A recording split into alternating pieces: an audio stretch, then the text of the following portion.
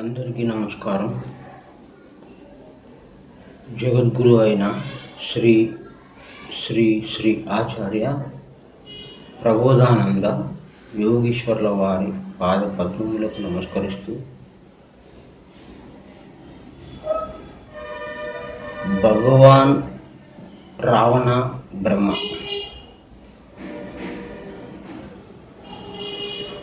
ఒక్క రావణ బ్రహ్మకు మాత్రమే భగవాన్ అనే పేరు తర్వాత రావణ బ్రహ్మ వస్తుంది. అంటే మొట్టమొదటి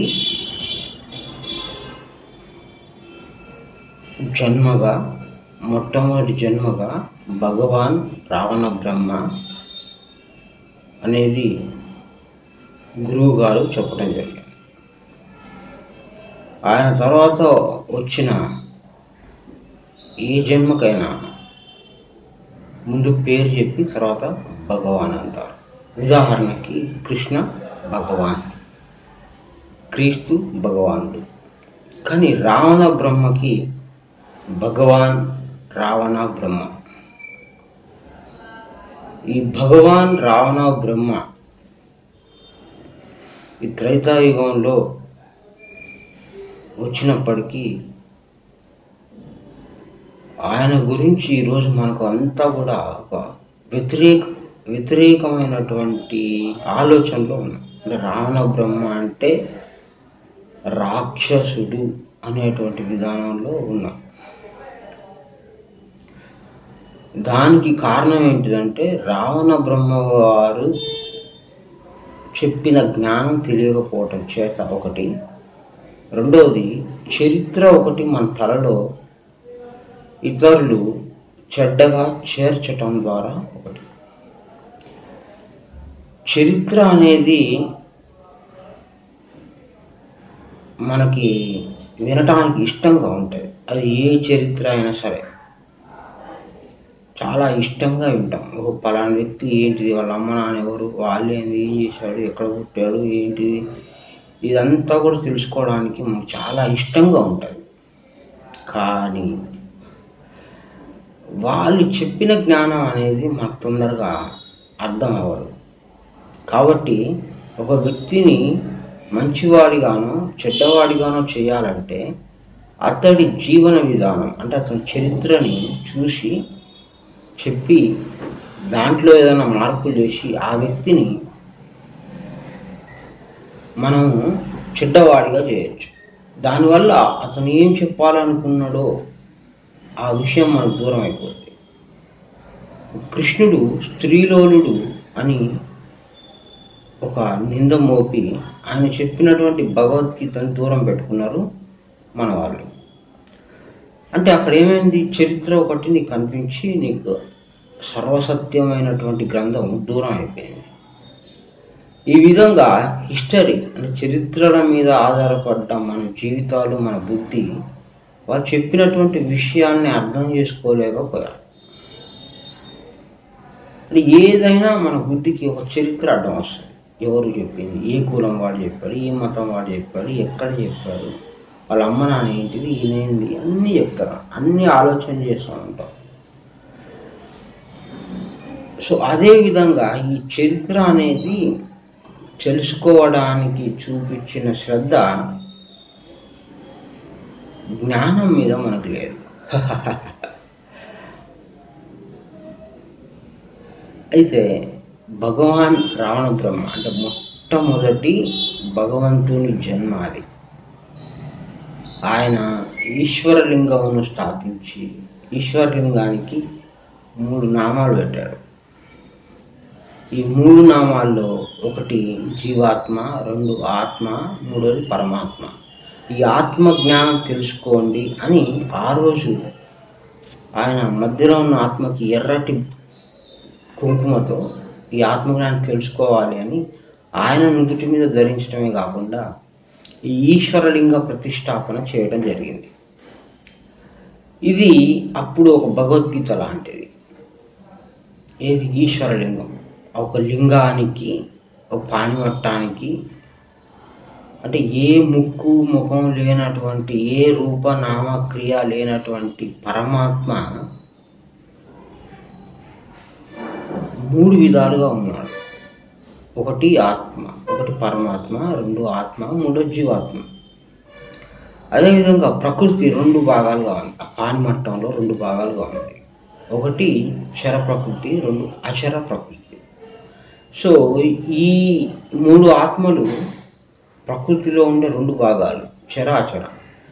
ఈ విధానాన్ని తెలుసుకోండి అని ఆ రోజే త్రైతాయుగంలోనే ఒక శాస్త్ర పద్ధతి ఆ రోజు అందరికీ అందాలి, చదువున్నా లేకపోయినా సర్వ మానవాళికి అందాలి అని ఆ రోజు ఆ ఈశ్వరలింగ ప్రతిష్టన చేయటం జరిగింది. ఆయన ప్రతిష్ఠించిన ఈశ్వరలింగాలు అది అనుసరిస్తూ ఇప్పటిదాకా వచ్చాం. మన దగ్గర ఎక్కడైనా తవ్వకాలు జరిగితే ఈశ్వరలింగం బయటకు వస్తుంది. అంటే పూర్వం జ్ఞానులు ఆ ఈశ్వరలింగ ఆరాధన అంటే పూలు దండం పెట్టి కొబ్బరికాయలు కొట్టేది కాదు. ఆరాధన అంటే తెలుసుకోవటం, అంటే వెతకటం, అంటే ఆధ్యాత్మిక ధనాన్ని వెతకడం అనేది ఆరాధన అవుతుంది. అంటే ఇందులో జ్ఞానం చెప్పాడు వెతకండి అని చెప్పి ఆ ఈశ్వరలింగంలో మూడు నామాల విషయాన్ని తీసుకోవడం జరుగుతుంది. సో ఆ విధంగా ఈశ్వరలింగాలు అనేది మొత్తం మన భారతదేశం అంతా ఉన్నాయి. ఎక్కడ చూసినా నీకు ఈశ్వరలింగం బయటకు వస్తుంది. ఆ ప్రతిష్టాపన చేసింది ఎవరు అని అంటే రావణ బ్రహ్మ, భగవాన్ రావణ బ్రహ్మ. ఈ భగవాన్ రావణ బ్రహ్మ చెప్పిన ఈ మూడు ఆత్మల విషయం, అది జీవాత్మ, ఆత్మ, పరమాత్మ, ఇది ఈశ్వరలింగంలో ఉంది. ఈ ఈశ్వరలింగము ఓపెన్ ప్లేస్లో ఉండాలి. ఎందుకు పరమాత్మ ఓపెన్గా ఉంటాడు, ఆయనకి ఏ గొడుగు లేదు, ఆయనకి ఏ గుడి లేదు. కాబట్టి ఆ ఓపెన్ ప్లేస్లో, ఆ బహిరంగ స్థలంలో ఈ యొక్క ఈశ్వరలింగాన్ని స్థాపించేవారు. ఈశ్వరలింగం అనేది ఒక ఎడ్యుకేషన్, అది ఒక ఎడ్యుకేట్ చేస్తుంది నేను. సో ఆత్మజ్ఞానం మీద నీకు శ్రద్ధ కలిగి ఉంటే ఆత్మే నీకు అన్నీ కలుగజేస్తూ ఉంది. ఈ మూడు ఆత్మలు కూడా నీ శరీరంలోనే ఉండటం జరిగింది, అంటే మన శరీరంలో ఉండటం జరిగింది. ఈ మూడు ఆత్మల విషయాన్ని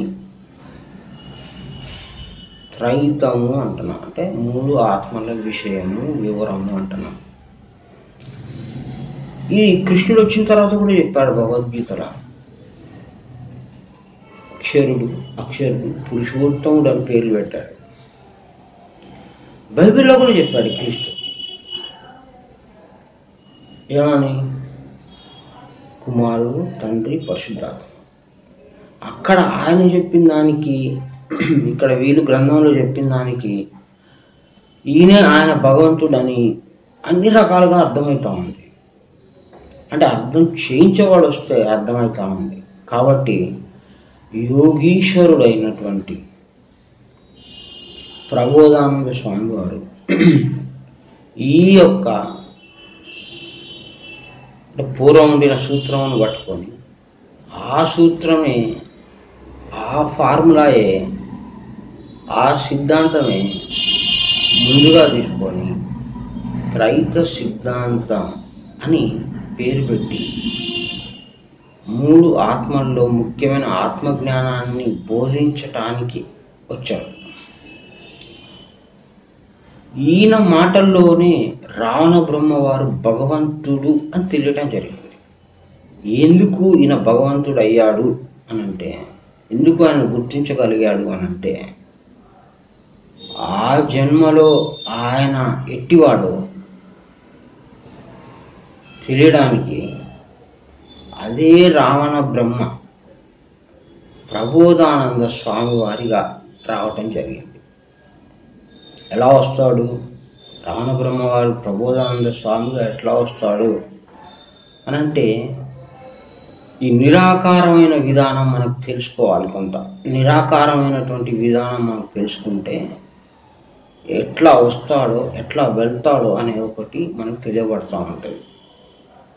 ఆయన విషయాలు అంటే ఎవరి బుద్ధికి కూడా అందనటువంటి రహస్యం ఏదైతే ఉందో, రావణ బ్రహ్మ వారిని మొట్టమొదటి జన్మ అని చెప్పటం వలన అంత ధైర్యము, అంత సామర్థ్యము, అంత శక్తి ఎట్లా వచ్చింది? మళ్ళీ ఆయన చేసినటువంటి త్రైతమే పెట్టుకొని ఇది భగవద్గీతలో ఉంది, బైబిల్లో ఉంది, చూసుకోండి, ఇది భగవంతుని మాట. భగవంతుడు అంటే సాక్షాత్ పరమాత్మ. ఈ పరమాత్మ మాట అని చెప్పుకోవడం జరిగింది. సో ఈ విధంగా రావణ బ్రహ్మ వారిని భగవంతుడు అని చెప్పడం వలన నేనే ఆయన అని ఈయన చెప్పుకోవటం జరిగింది.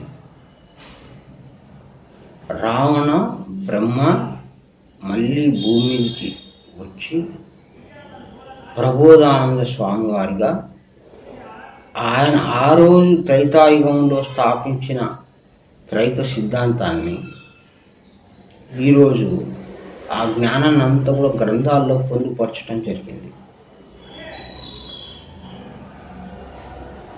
అంటే ఆయన ఏ విధంగా గాంభీర్యంగా నడుచుకున్నాడో, ఏ విధంగా రాజుగా బతికాడో, ఏ విధంగా గొప్పగా పరివారం అంతా పెట్టుకొని జీవించాడో,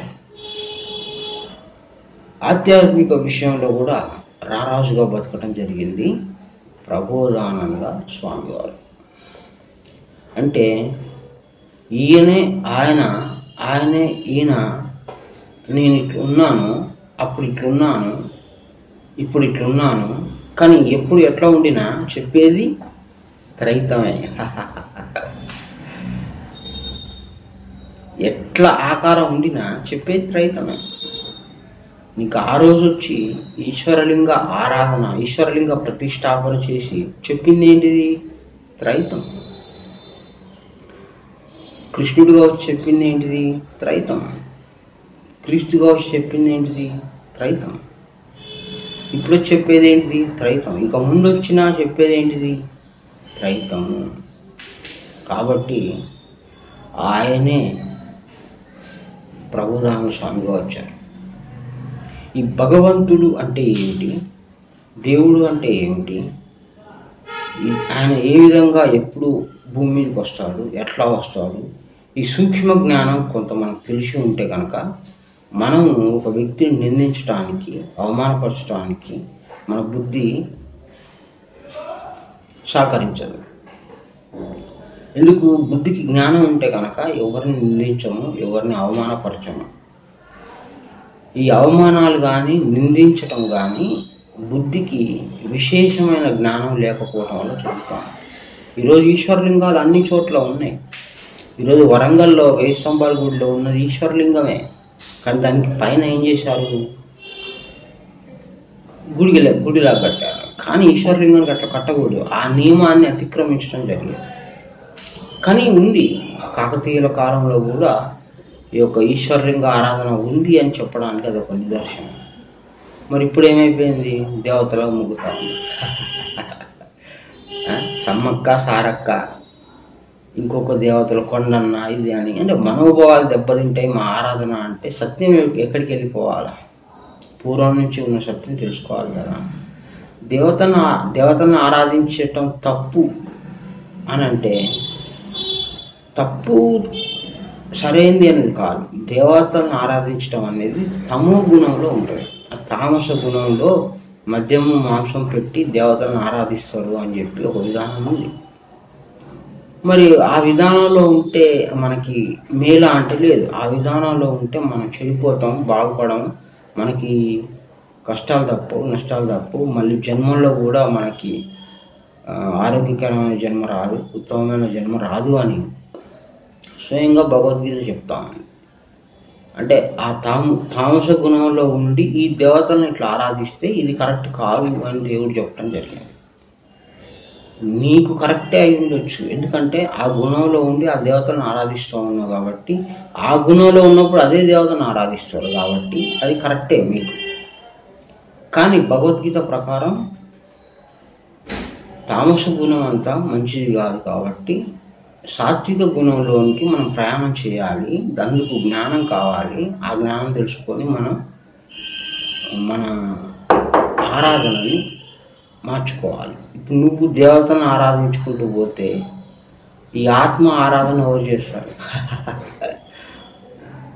త్రైతాయుగంలో రావణ బ్రహ్మగా వచ్చి ఆయన జ్ఞానం చెప్తే కృష్ణుడిగా వచ్చి జ్ఞానం చెప్తే, క్రీస్తుగా వచ్చి చెప్పినప్పుడు ఇవి లేవు. ఇప్పుడు ప్రబోధానంద స్వామి వారిగా అదే పని ఆత్మ ఆత్మ అనుకుంటా జ్ఞానం చెప్తే, నా పాటికి నాకు ఆదాయం వస్తూ ఉంది, నాకు మేలు జరుగుతూ ఉంది అని నువ్వు తామస గుణంలో ఉంటే, ఈ తామస గుణంలో ఉండి నువ్వు చేసుకుంటే ఈ ఆత్మజ్ఞానం వైపు ఎవరు రావాలి? కాబట్టి ఆత్మజ్ఞానం అనేది నిజమైనటువంటి భక్తి, నిజమైన ఆరాధన, దేవుడు ఒప్పుకునేది. కాబట్టి ఒకటి మేలైంది, ఒకటి సరైంది, ఒకటి ఖచ్చితమైంది, ఒకటి సత్యమైంది ఉన్నప్పుడు మిగతా అన్ని కాదు అని అర్థం. అంటే ఆత్మజ్ఞానం నిజమైంది, ఖచ్చితమైంది అన్నప్పుడు మిగతాది ఏ ఆరాధన అయినా, ఏ భక్తి అయినా అది మూఢభక్తి అవుద్ది కానీ సరైంది కాదు. ఇక్కడ ఆత్మజ్ఞానం వైపుకే రావాలి. ఆ దేవతలను ఆరాధించే వాళ్ళు కొంతకాలం ఆరాధించి వదిలేసి ఆత్మజ్ఞానం వైపుకు రావాలి. యజ్ఞాలు చేసేవాళ్ళు కానీ, దానాలు చేసేవాళ్ళు కానీ, తపస్సు చేసేవాళ్ళు కానీ ఆత్మజ్ఞానం వైపుకే రావాలి. అంటే ఖచ్చితత్వము అయినటువంటి ఆత్మజ్ఞానం వైపుకే రావాలి.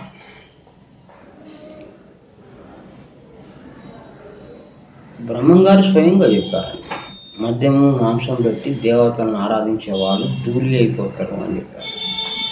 అంటే అది సరైనది కాదు అని బ్రహ్మంగారు చెప్పడం జరిగింది. భగవద్గీత కూడా అదే చెప్తా ఉంది, బైబిల్ కూడా అదే చెప్తా ఉంది. అంటే ఆ గుణంలో ఉండకండి, మళ్ళీ జన్మలు కూడా మంచి జన్మలు రావు అని చెప్తా ఉన్నాను. అంటే జాగ్రత్త కొరకు చెప్పిన, గ్రంథం ఆధారంగా చెప్పిన, సత్యం ప్రకారం చెప్పిన కోపాలు అనేది కాదు, మనకు ఆలోచన అనేది రావాలి. కోపం అనేది గుణమే కానీ ఆలోచన కాదు. ఇక్కడ రావణ బ్రహ్మ వారి మీద మనకు ఉన్నటువంటి ఈ యొక్క వ్యతిరేకత కానీ, నెగిటివ్ పబ్లిసిటీ కానీ, ఇదంతా కేవలం చరిత్ర వలన కొంతమంది జ్ఞానం తెలియని వాళ్ళు చేసినటువంటి ఒక ప్రచారం. ఆయన గురించి తెలుసుకుంటే ఈయన ఇంత గొప్పవాడా అనిపిస్తుంది. ఆయన రావణ బ్రహ్మ అంటాము, బ్రహ్మ అంటే పెద్దవాడు అని. భగవాన్ రావణ బ్రహ్మ అంటాము, భగవంతుడి జన్మ మొట్టమొదటిది అని. మొట్టమొదటి జన్మ మన దేశంలో శ్రీలంకలో జరగటం అనేది మనకి చాలా గర్వకారణము. మన దేశం మీద, మన స్థలం మీద, మన ప్రాంతం మీద ఆయనకు ఉన్నటువంటి ప్రేమని, సరే ప్రేమ అనుకున్నాం, ప్రేమని మనం ఎంతో సంతోషించి స్వీకరించాలి. కానీ ఈరోజు వ్యతిరేకిస్తూ ఉన్నాము. తెలుగువాడే మన రామబ్రహ్మ వారు, తెలుగువాడే, తెలుగులోనే ఆ రోజు మాట్లాడడం జరిగింది, జ్ఞానం చెప్పడం జరిగింది. తెలుగు అనేటువంటిది విశిష్టమైనటువంటి భాష, ఆధ్యాత్మిక భాష, దేవుడి జ్ఞానాన్ని దగ్గరగా అర్థం చేసుకోవడానికి ఉన్నటువంటి భాష. ఇది కూడా ప్రబోధానంద స్వామి వారు చెప్పడం జరిగింది. ఈ విధంగా చరిత్రలు తీసుకుంటే ఎవరి మీదైనా సొట్ట ఉంటుంది, అది ఎవరి మీదైనా సొట్ట ఉంటుంది, ఎవరి మీదైనా వాడు అట్లా చేసిండు ఇట్లా చేసిన చెప్పుకొని దారి తప్పవచ్చు. కానీ భగవంతుడి విషయంలో చరిత్ర వదిలిపెట్టి ఆయన చెప్పిన జ్ఞానాన్ని పట్టుకోవాలి కానీ చరిత్ర పట్టుకోకూడదు. చరిత్ర అనేది మనల్ని మోసం చేయటానికి అది ఒక కర్మను పట్టుకోకూడదు కానీ ఆయన చెప్పిన జ్ఞానమును పట్టుకోవాలి. ఎంతటి వాడి మీదైనా నింది ఉంది. ఇప్పుడు ఈరోజు ఎవరినైనా తీసుకుని గాంధీ మీద కూడా కొంతమంది చెప్తూ ఉంటారు, అదేవిధంగా యేసుక్రీస్తు మీద చెప్తూ ఉంటారు, కృష్ణుడి మీద, ఏ దేవుడి మీద నింద లేదు. అంటే భగవంతుడికి దేవుడికి వ్యత్యాసం ఉంటుంది. దేవుడు వేరు, భగవంతుడు వేరు. మన శరీరంలో ఉన్నటువంటి ఆత్మని దేవుడు అంటాం. కాబట్టి ఈ దేవుడి గురించి తెలియచెప్పటానికి వచ్చిన వ్యక్తిని భగవంతుడు అంటాం. అంటే ఆత్మని గురించి చెప్పేవాడిని భగవంతుడు అంటాం. ఆ భగవంతుడు రావణ బ్రహ్మ, భగవాన్ రావణ బ్రహ్మ. ఈ రావణ బ్రహ్మ వారి మీద ఉన్న ఈ చరిత్ర, ఈ వ్యతిరేకత ఏదైతే ఉందో అది పూర్తిగా కూడా తీసివేయటం జరిగింది ప్రబోధానంద స్వామి వారు. ఎందుకు అంటే ఆయనే నేను, ఎందుకంటే ఆయనే నేను ఆ రోజు ఉన్నాను, అక్కడ ఉన్నాను కాబట్టి నాకు తెలుసు నేనేంటిదని. కానీ చరిత్ర అనేది ఏదో ఒకటి అడ్డం పెట్టుకుంటాడు. పోయేవాడు కృష్ణుడికి కాళ్ళకి బాణం వేస్తే చనిపోయాడు, ఏదో చిటికెనీళ్ళు దెబ్బ తగిలితే చనిపోయాడంట. ఇక అదొక ఆట. ఈ చిటికెనీళ్ళు దెబ్బ తగిలితే ఈరోజు మొత్తం బుల్లెట్లు 10 బుల్లెట్లు 20 బుల్లెట్లు గుండె నిండా దిగినా కూడా బతుకుంటాడు. మరి ఆ రోజు ఎందుకు అట్లా జరిగిందో అదొక ఆట. అంటే ఇది భగవంతుని గురించి తెలుసుకుంటా ఉంటే మనకి అరే ఇంత గొప్పగా ఆడతాడు ఆట అనేది ఒకటి అర్థమవుతూ ఉంటుంది. సో భగవంతుడి గురించి తెలుసుకోవాలి. దేవుడి గురించి భగవంతుడు చెప్తాడు కాబట్టి దేవుడు ఎవరు అని తెలుసుకొని ఆ జ్ఞానంలో మనం ప్రయాణించడం అనేది సరైనది. ఈ భగవంతుడి విషయంలో నిందలు బాగా వచ్చేసినాయి మనకి. అంటే ఊరికే నిందించడం, ఊరికే ఏదో ఒకటి మాట్లాడటం, కాల్ చేయటం, అంది ఏముంది అని రాక్షసుడు అంటాం. అట్లా కాదు, చరిత్ర వైపుకు వెళ్ళే బుద్ధిని జ్ఞానం వైపు తీసుకొని వెళ్ళాలి. భగవద్గీత చదివిన తర్వాత కృష్ణుడు ఎట్టివాడు చెప్పండి. భగవద్గీతను అర్థం చేసుకున్నాక కృష్ణుడు ఎట్టివాడు, ఈయన నీ మాట అనొచ్చా, ఈయన నీ మాట అనొచ్చా అనేది మనకు ఒకటి అర్థమవుతుంది. కాబట్టి ఏ మాట ఎప్పుడు ఏ విధంగా మాట్లాడాలో వాళ్ళు చెప్పినటువంటి జ్ఞానాన్ని అర్థం చేసుకుంటేనే కానీ ఇంకొక రకంగా మనకు వాళ్ళు అర్థం కాదు. భగవంతుని జన్మ అంత తేలికగా అర్థం కాదు. కాబట్టి ఆయన చరిత్ర అనేది మనకి కొంత తెలియబడుద్ది, కొంత తెలియబడదు. ఎవడో ఏదో చెప్తాడు, నోటికొచ్చింది. సో అదంతా కూడా మనకు ఉపయోగకరం కాదు. వాళ్ళు చెప్పిన జ్ఞానమే ఉపయోగకరం. ఈశ్వరలింగ ఆరాధన అనేది మన దగ్గర అందరూ చేసేవాళ్ళు పూర్వము. అది ఈ మధ్యలోనే, ఈ బ్రిటిష్ కాలంలోనే, ఈ ముస్లింల కాలంలోనే బాగా దెబ్బతిన్నది, పాడైపోయింది. దానివల్ల ఈశ్వరలింగ ఆరాధన, దాని యొక్క విశిష్టత, దానికి సంబంధించిన జ్ఞానాన్ని ఎవరు చెప్పేవారు లేకపోవడం చేత ఈరోజు భగవద్గీత జ్ఞానాన్ని కూడా విప్పి చెప్పే సమర్థులు లేకపోవడం ఎంత దరిద్రం అంటే, భగవద్గీత ఇంట్లో పెట్టుకుంటే గొడవలు అయిపోతాయి అని చెప్పి మాట్లాడడం జరుగుతూ ఉంది కొంతమంది హిందువులు. సో ఈ విధంగా ప్రతి దాని మీద నెగిటివ్ పెట్టి ఒకరి మీద ఒకడు ఆధారపడి ఈరోజు ఏ కష్టం వచ్చినా నేను తీరుస్తా అని ఆ గుడికి పోయి ఈ గుడికి పోయి వ్రతం చేయి, ఆ వ్రతం చేయి, ఈ దేవతకు ముక్కు, ఆ దేవతకు ముక్కు అని మొత్తం మనకి ఒక 1 నెల రోజులు అన్ని దేవుళ్ళని దేవతల్ని పుట్టించేసుకున్నాం.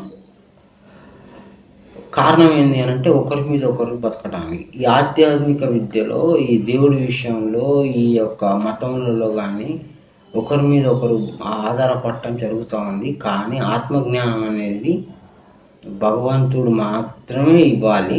అది భగవద్గీత రూపంలో ఉంది, ఈశ్వరలింగం రూపంలో ఉంది, బైబిల్ రూపంలో ఉంది, ఖురాన్ రూపంలో ఉంది, ఈరోజు త్రైత సిద్ధాంత గ్రంథాల్లో కూడా ఉంది. కాబట్టి మనమందరం కూడా భగవంతుడి జన్మ గుర్తించడం చాలా ముఖ్యం. ఎందుకంటే ఆయననే చెప్పాలి సత్యం. ఇక ఈ పనికిమాలిన వాళ్ళందరూ చెప్పేది కాదు. భగవంతుడు చెప్పిందే సత్యం.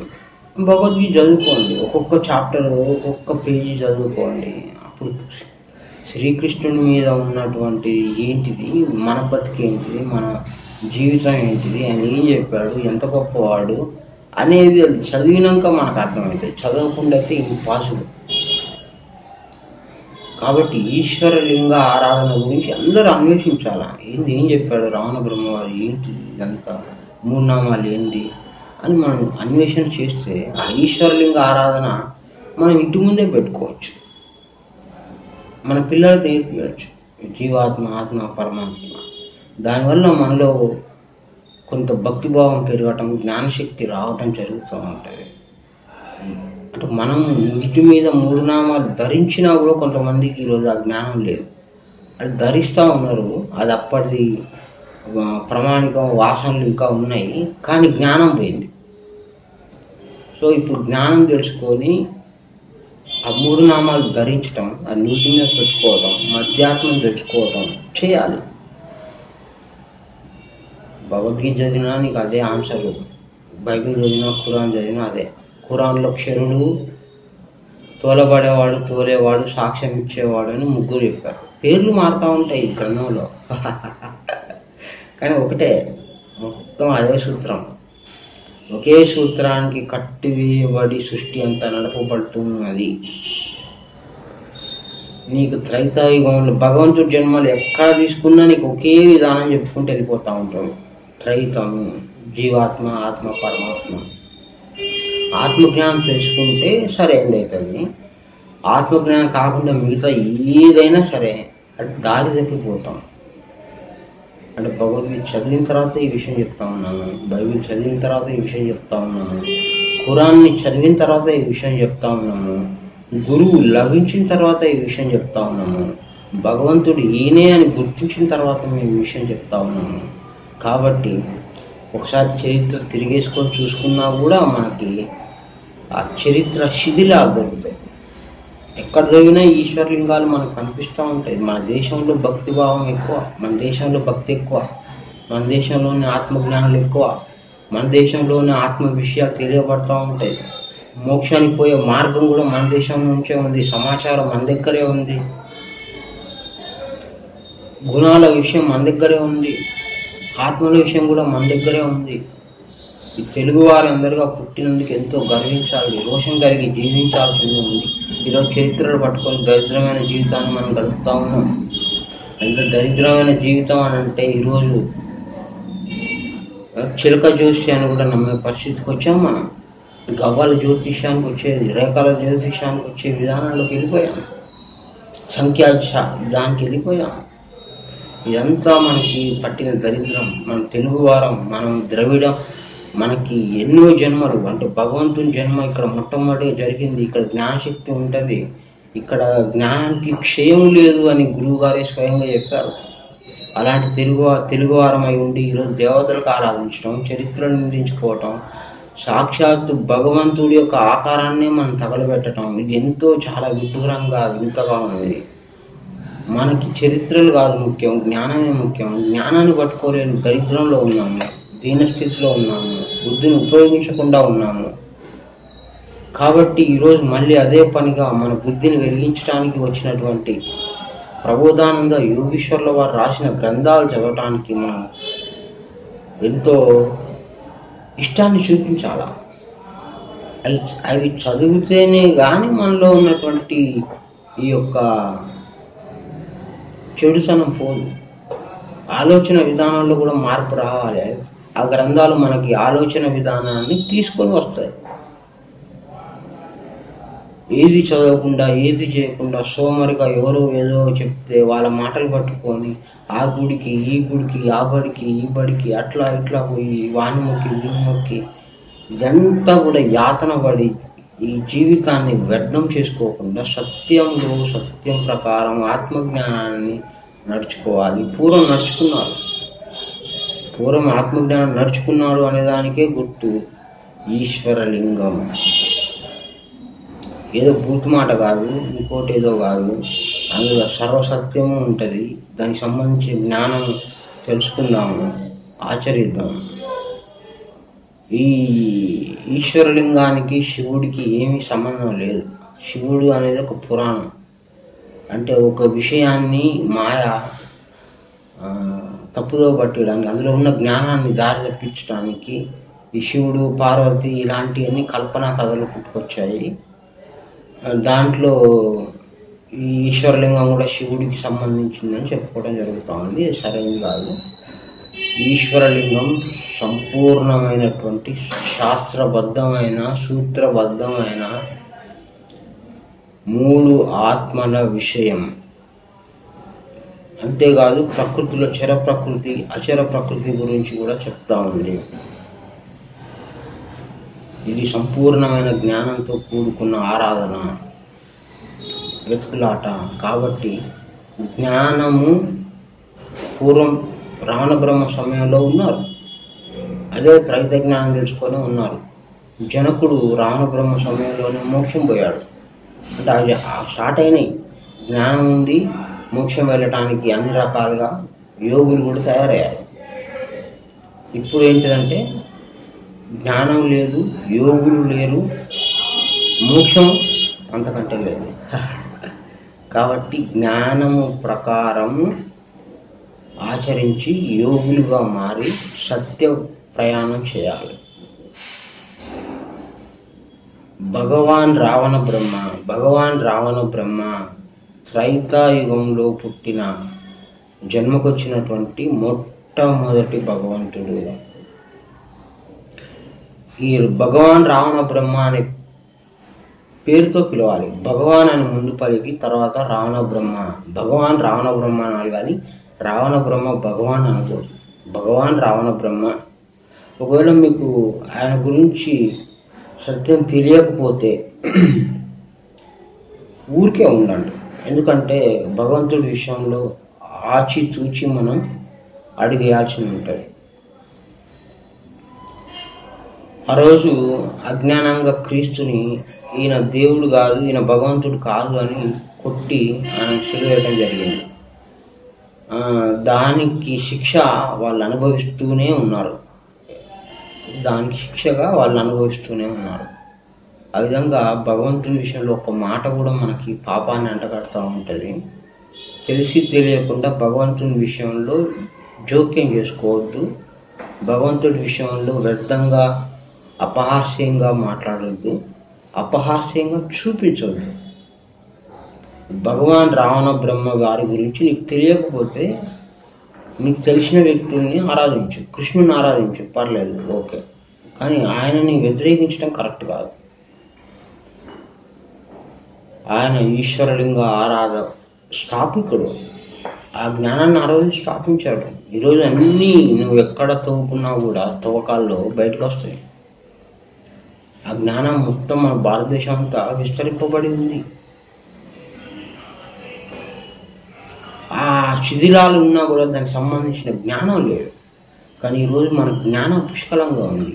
ఈ త్రైత సిద్ధాంత గ్రంథాల్లో జ్ఞానం ఉంది. ఆ రోజు రావణ బ్రహ్మవారు చెప్పిందే ఈరోజు ప్రబోధానంద స్వామి వారు చెప్తా ఉన్నారు.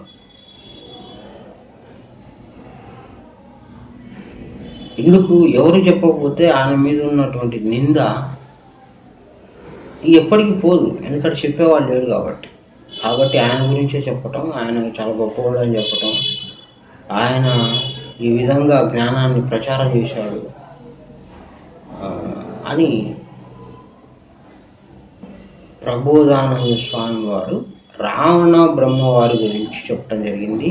అదేవిధంగా శ్రీకృష్ణుని మీద ఉన్న అనేక నిందలు పోయి ఈరోజు భగవద్గీత స్వచ్ఛందంగా అందరూ చదువుకుంటా ఉన్నారు. అది ఎప్పుడో ముసలి వాళ్ళైనాక చదువుకునేది కాదు, అది నిత్యం మనకు అవసరం అని. అదేవిధంగా బైబిల్ రాశారు, ఖురాన్ రాశారు. ఈ విధంగా గ్రంథాల్లో ఉన్న సర్వాన్ని సరి చేయడానికి, అంటే ఎక్కడ అపోహలు ఉన్నా, ఎక్కడ తప్పు ఉన్నా, ఎక్కడ లోపాలు ఉన్నా, ఎక్కడ మనం దారి తప్పిపోయినా ఆ దారిని సరి చేయడానికి వచ్చినటువంటి వ్యక్తి శ్రీ శ్రీ శ్రీ ఆచార్య ప్రబోధానంద యోగీశ్వరుడు. అంటే యోగుల అందరికీ కూడా ఈశ్వరుడు. అంటే ఈయనకి అంత జ్ఞానం ఎక్కడిది అని అంటే ఈయన నిరాకారం, అంటే రూపనామ క్రియ లేనటువంటి దానిలో నుండి వచ్చాడు. కాబట్టి ఈ రూపనామ క్రియ లేనటువంటి ఈ విధానంలోనే ఈ సృష్టి అంతా జరుగుతూ ఉంటుంది. ఎవరు ఎక్కడ పుట్టినా కూడా వాళ్ళందరి అదంతా కూడా నిరాకారంలో జరుగుతూ ఉంటుంది. కాబట్టి అన్నీ తెలిసిన వ్యక్తి నిరాకారంలో నుంచే రావాలా. ఆ నిరాకారంలో నుండి వచ్చినటువంటి వ్యక్తి ఆకారంగా మనకు జ్ఞానం చెప్పాడు. అదే త్రైత సిద్ధాంత జ్ఞానం. ఇది రావణ బ్రహ్మవారు కూడా చెప్పారు ఈశ్వరలింగంలో. ఆ జ్ఞానం ఒకటే. కాబట్టి జ్ఞానం మీద శ్రద్ధ పెంచుకోండి, జ్ఞానం గురించి మాట్లాడండి, జ్ఞానంలో ఆత్మల విషయం తెలుసుకోండి. ఈ విధంగా జ్ఞానం గురించి కానీ చరిత్ర జోలికి పోయి అనవసరంగా లేనిపోని కర్మలు అంటించుకోవద్దు, దారి తప్పిపోవద్దు. మన జీవితాలు దారి తప్పిపోవద్దు. భగవాన్ రావణ బ్రహ్మ తెలుసుకో, చరిత్ర కాదు, జ్ఞానం తెలుసుకో. ఆయన ఏం చెప్పాడు తెలుసుకో. సో జ్ఞానం తెలుసుకోవటానికి శ్రద్ధ పెట్టుకున్నాం, భగవంతుడి జన్మలు తెలుసుకున్నాము, దేవుడు అంటే ఏంటో తెలుసుకున్నాము, భగవంతుడికి దేవుడికి వ్యత్యాసం తెలుసుకున్నాము. అప్పుడే కానీ క్లారిటీ వస్తుంది ఒక మాట్లాడడానికి. పెద్ద పెద్ద వాళ్ళు కూడా ఈరోజు దారి తప్పి మాట్లాడడం జరుగుతూ ఉంది. ఇట్లాంటి సమయంలో త్రైత సిద్ధాంత గ్రంథాలు మనకు అందుకోవటం, మనకు దొరకటం అనేది చాలా గొప్ప విషయం. అందులో సంపూర్ణమైనటువంటి జ్ఞానం ఉంది. ఆ జ్ఞానాన్ని మనం సంపాదించుకున్నాం. జ్ఞానం ఉంది కానీ చరిత్ర లేదు. చరిత్ర లేదు అంటే ఒక ఉదాహరణ చెప్తున్నా. ఒక డాక్టరు కృత్రిమమైన గుండెని కనిపెట్టాడు అనుకోండి, ఒక ఆర్టిఫిషియల్ హార్ట్ కనిపెట్టాడు. ఈ ఆర్టిఫిషియల్ హార్ట్ ఫంక్షనింగ్ అనేది, తయారీ విధానం అనేది తను ఒక తీరు తయారు చేశాడు, అది ఈ లోకానికి అందించాడు అనుకోండి. ఇప్పుడు ఆ వ్యక్తి నుంచి మనకు జ్ఞానం వచ్చింది. ఓకే, ఈ జ్ఞానం బాగుంది, ఇది ఉపయోగకరంగా ఉంది అని అందరూ తెలుసుకొని అదొక ఎడ్యుకేషన్గా మారి దాని గురించి ఈ ప్రపంచం అంతా కూడా తెలుసుకోవడం జరుగుతూ ఉంటుంది.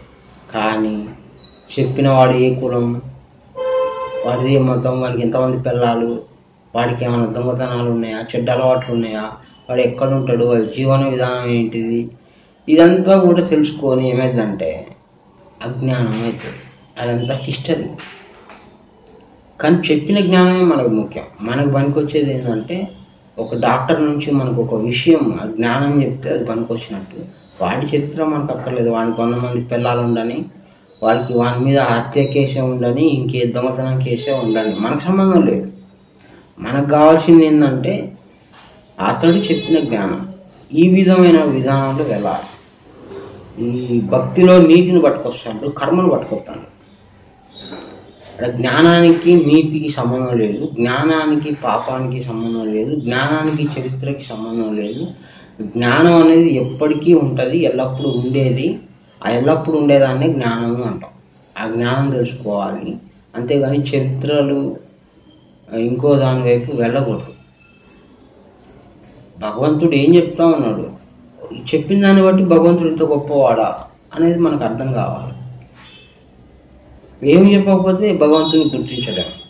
కాబట్టి భగవంతుడు చెప్పిన జ్ఞానమే మనకు ముఖ్యం, కానీ భగవంతుని చరిత్ర మనకు అక్కర్లేదు. ఎందుకు?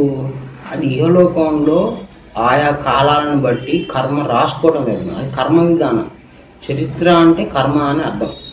కర్మ అంటే జీవనం యొక్క లెక్కాచారం, ఎట్లా బతకాలి, ఎట్లా తినాలి. రాజుగా పుడితే యుద్ధాలు చేస్తారు, మరి దేవుడే ఉండి యుద్ధాలు చేసిండా అంటారు. మరి కర్మ రా ఉండాలా? పేదవాడిగా బతికింది అనుకో, పేదవాడిగా బతుకుతాడా భగవంతుడు? రూపాయి కూడా లేకుండా ఎక్కడ తింటాడో ఎక్కడ ఉంటాడో అని. ఇటు పేదవాడిగా వచ్చినా నీకు సరిపోవట్లేదు, అటు గొప్పవాడిగా రాజుగా వచ్చినా నీకు సరిపోవట్లేదు. అందుకే జ్ఞానం పట్టుకుంటే భగవంతుడి జన్మ మనకు తెలియబడుతూ ఉంటుంది. భగవంతుడు అంటే ఏమీ లేదు, ఇట్లా ఆకాశం నుంచి వచ్చి నిలబడి కూర్చొని ఏదో 4 మాటలు చెప్పి మళ్ళీ వెళ్ళిపోతాడు అనేది కాదు. మనతో పాటే ఉండి మనకి జ్ఞానం చెప్పి ఆయన మనల్ని సర్వసత్యంలోనికి నడిపిస్తాడు. కాబట్టి భగవాన్ రావణ బ్రహ్మ మొట్టమొదటి జన్మ అని జ్ఞాపకం పెట్టుకోవాలి.